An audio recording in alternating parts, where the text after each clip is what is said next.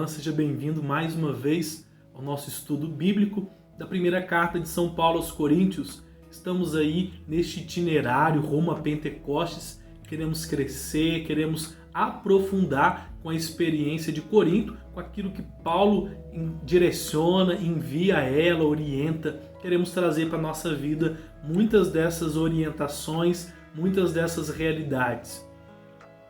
Hoje nós queremos partilhar com você um pouco sobre a primeira carta de São Paulo aos Coríntios. Já fizemos uma contextualização histórica, cultural, social, o entendimento de como foi fundada a comunidade de Corinto. Hoje nós queremos dar mais um passo, conhecer a primeira carta de São Paulo aos Coríntios. A primeira carta de São Paulo aos Coríntios, ela se dá por meio de uma resposta. Pode-se pensar assim: Paulo está lá em Éfeso, na evangelização daquela grande capital da Ásia e também todas as cidades vizinhas. Ele recebe uma carta ali de Cloé, lá no capítulo 1, versículo 11, faz referência a essa carta. Ele recebe então notícias da comunidade, como que aquela comunidade está caminhando, como é que ela está andando. Então Paulo, nesta carta que nós estamos lendo, fazendo o estudo, ele responde à comunidade a partir daquelas indagações e questionamentos que Cloé vai apresentar. Paulo escreve a primeira carta aos Coríntios provavelmente por dois motivos, por duas razões. Primeiramente, para responder ao problema de divisão da comunidade que estava tendo. Lá no capítulo 1, versículo 10 e 11, você vai ficar por dentro. Seguintes também.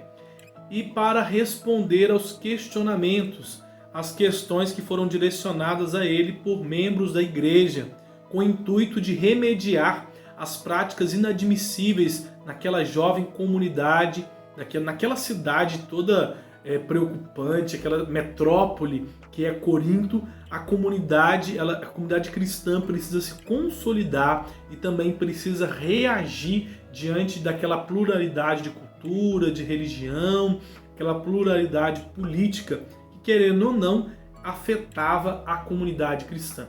E por fim, eles precisavam ter em mente claramente consolidada a vida cristã e a fé na ressurreição. Os problemas da igreja de Corinto são um agravante. Ele fica sabendo que lá no seu interior há divisões por grupos que envolvem seu nome e de outros líderes.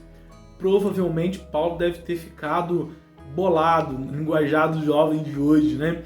Porque ali o texto faz alusão que há três grupos: os de Paulo, os dele, os de Apolo ou os de Cefas, de Pedro. Então Paulo vai exclamar e vai dizer, talvez de uma forma assim, meio que de um protesto, ele vai dizer, então, eu sou de Cristo. Ele vai dizer, então, tem aqueles que são de Paulo, aqueles que se dizem que são de Apolo, aqueles que se dizem que são de Pedro. Então tem aqueles que são de Cristo. Para enfatizar que, diante daquela divisão, o mais importante é ser de Cristo, ser da igreja de Cristo, não especificamente de um líder.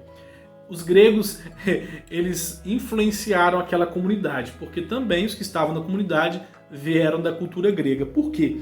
Naquele tempo, lá em Corinto, lá na Ágora, um lugar de discussão, lugar dos filósofos debaterem, apresentar suas ideias, tinha muito uma tendência de ter grupos, né?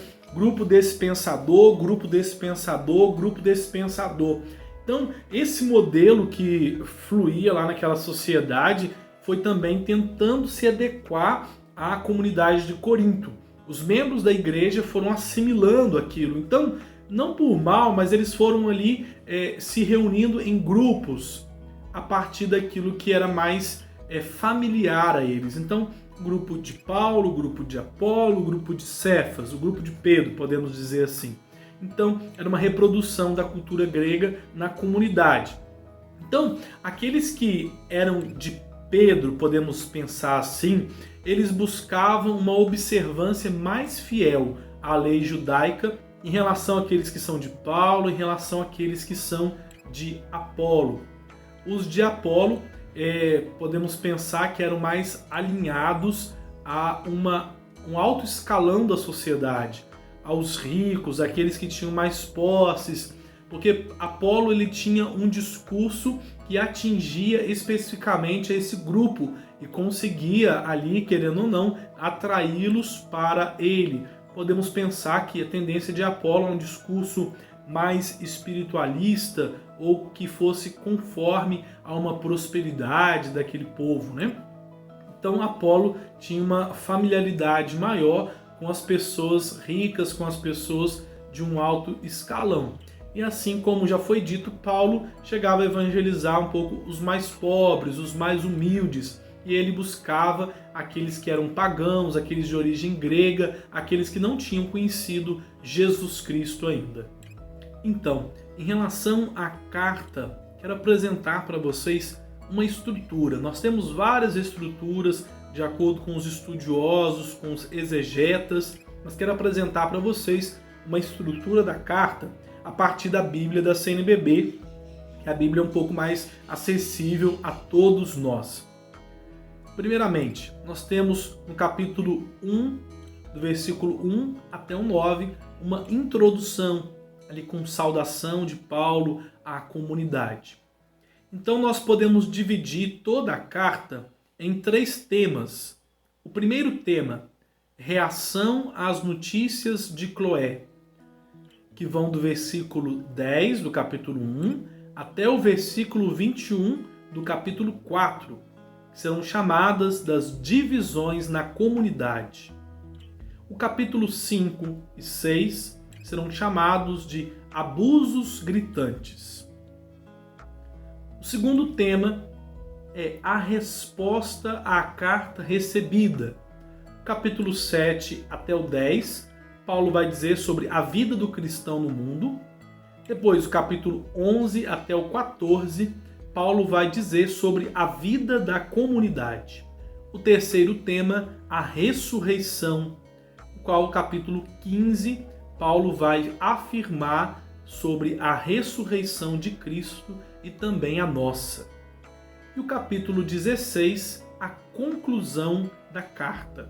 Então, meu irmão, minha irmã, todo esse itinerário inicial desses estudos bíblicos nos dão a base agora para começarmos a nossa leitura orante da Palavra de Deus. Nós teremos o nosso grupo exclusivo no WhatsApp, o aprofundamento de cada capítulo por meio de áudios, podcasts, e ali você poderá ouvir e fazer a sua leitura orante. Lembrando que não é um estudo bíblico especificamente, mas é um estudo bíblico que nos leva à espiritualidade, ao encontro com o Senhor, certo de que o Espírito Santo está gerando no meu e no seu coração o desejo de buscá-lo mais e mais, de crescer mais e mais, de compreender que onde há comunidade, desejo de fraternidade, o Espírito Santo é quem está movendo. Onde há divisão, onde há problemas partidaristas, pode saber que o Espírito Santo deve estar correndo dali. Ou é necessário que ele chegue, que ele atue e comece a gerar comunidade. De fato, o Pai, o Filho e o Espírito Santo são um. Nós também somos convidados à unidade, somos convocados à unidade. Os cristãos não podem viver divididos. Então, que bom que você chegou até aqui, até o final desta série de vídeos. Vamos que vamos continuar o nosso itinerário bíblico, o nosso itinerário espiritual. Um grande abraço e até mais!